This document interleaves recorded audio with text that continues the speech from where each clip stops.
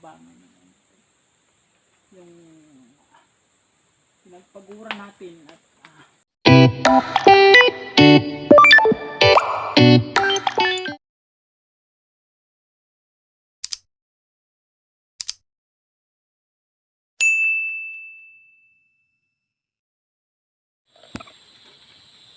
hello guys, magandang hapon no. Ano yung camera natin guys.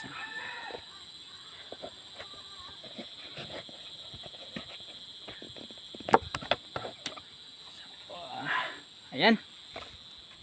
So welcome back no.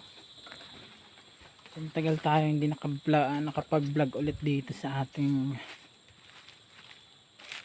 Mumunting Plantation. So ngayon guys is masaya na naman tayo kasi may pupusuan na naman tayong lakatan natin guys.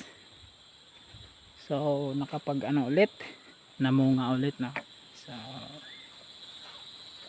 ito yung mga nagmo-motivate sa akin para magpatuloy sa farming so lalo na dun sa banana sa lakatan. So ito yung mga nagbibigay sa akin ng guys, parang motivation, parang nagpapaano ba na magpatuloy pa na mag-farming. So eto siya guys ayan. So against the light yan ayun. So ilang piling to guys? So 1, 2, 3, 4, 5. So maliit na yung pang pito. So yung pang pito na yon. So ito ano na natin to, hindi pwede ba natin iwan. So magsiselect tayo ng ng pag-iwanan natin. So ngayon guys no, circle lang din kasi ngayon yung mga pananim natin nagkakabunga na, kumbaga napapakinabangan na natin no. So sa pagtsatsaga natin, lalo na dun sa pasensya, pag-aantay na bumunga. So ayos, may result na yung pag-aano natin. So nag-aani na tayo unti-unti. So once na nag-aani ka kasi guys, so yung mga niyan, susunod yan parang tuloy-tuloy na. So yung mga pinagpaguran mo, yung binigyan mo ng oras, saka yung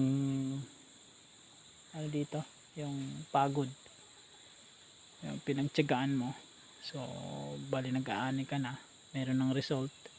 So tulad nito guys, so ito yung nagpapalakas pa ng loob ko na magpatuloy sa farming, lalo na sa lakatan.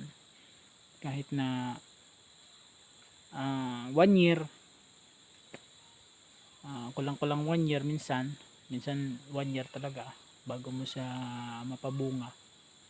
So isang challenge to guys na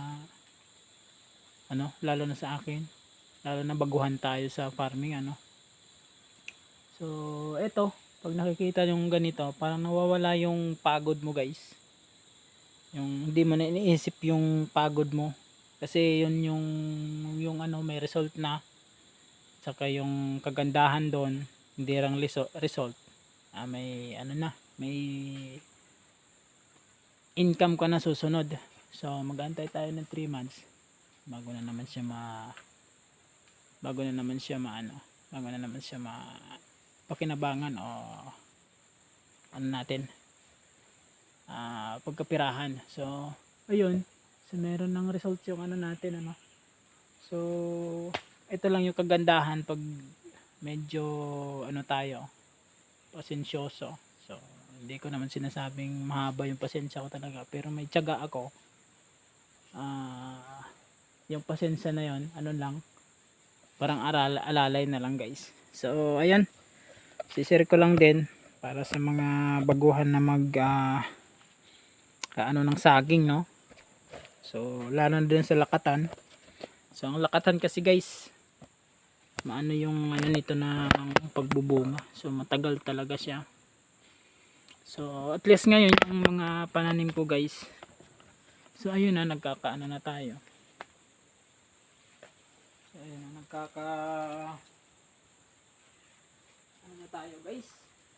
So unti-unti na natin napapakinabangan yung pinagpagura natin at binigyan natin ng oras, binigyan natin ng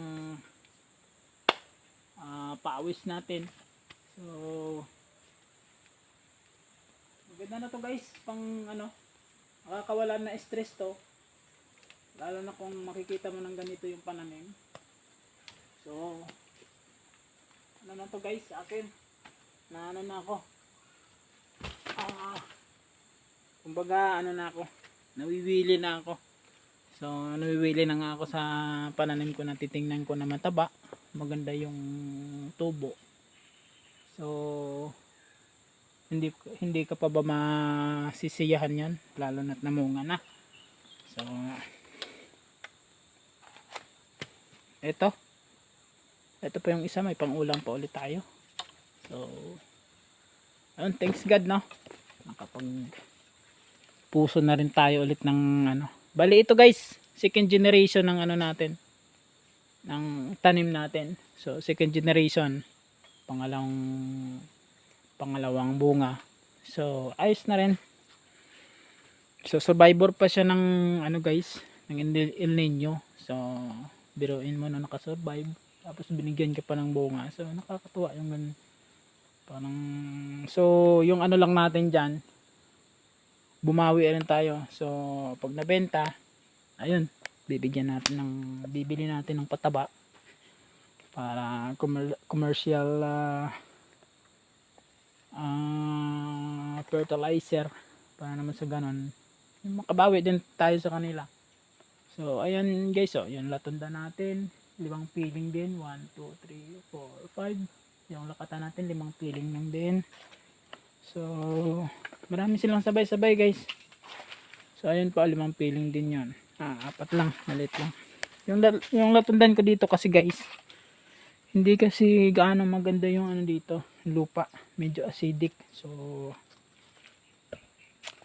mahina yung ano natin na latundan. So mataas yung 7 piling lang, 6. So kadalasan yung iniiwan ko, tigli 5 lang, 6. Yung ayun na yung isa, maliit, 1, 2, 3, 4, 5 lang din. So ito pa, 1, 2, 3, 4, 5 lang din, pero malaki siya guys. Ayun, sa buka pa lang ng ano niya, ng bunga, malalaman mo na malalaki yan. So ayun guys, thank you na sa pag-subaybay sa ating ano vlog, lalo na yung sa mga part of the saging. Part of the saging. So lalo na sa pag ano, so disclaimer na lang tayo, hindi tayo eksperto pero marunong naman. Tapos nangungulekta pa rin tayo ng mga kaalaman para at least matuto tayo sa pagkakamali. Sa pag ni-apply mo kasi guys sa sarili mong pananim, pag may mali ka, so alam mo na yung susunod na gagawin pag may na-encounter ka ulit. So ayun na lang, no. So God bless guys. So maganda na namang balita yun sa akin, maganda na namang ano ko. So para rin sa mga nag-uumpisa, so ayan, sa tiyaga na lang nakukuha yung ano, lalo na yung lakatan guys. Tsaka may mga diskarte tayo, paano natin sarili nating paraan kung paano natin maalagaan yung isang tanim. Although minsan wala talaga tayong ano, bad ano talaga, minsan hindi natin ano yun, meron talaga may mga ano, sakit, yung pagtubo nila hindi maganda. So ayun lang guys, tsaka lang, tsaka tiwala lang sa sarili.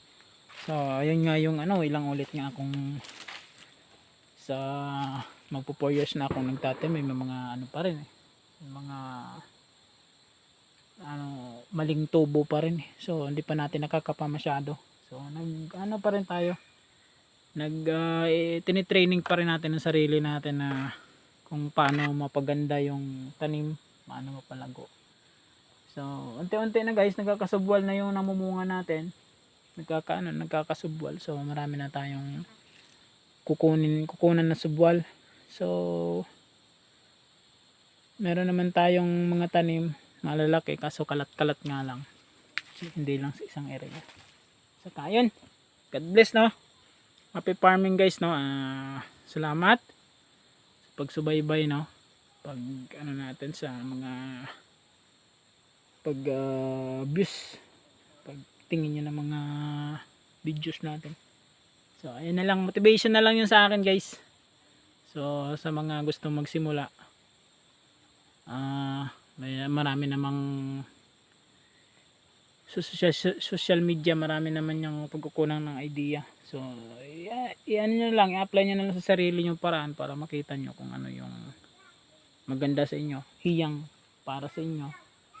Minsan kasi guys, nag-ano yun sa kamay eh.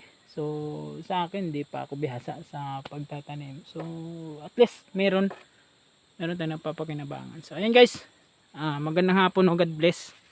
Tsaka happy farming. Nabuhay tayong mga farmers guys. Time's up. God bless.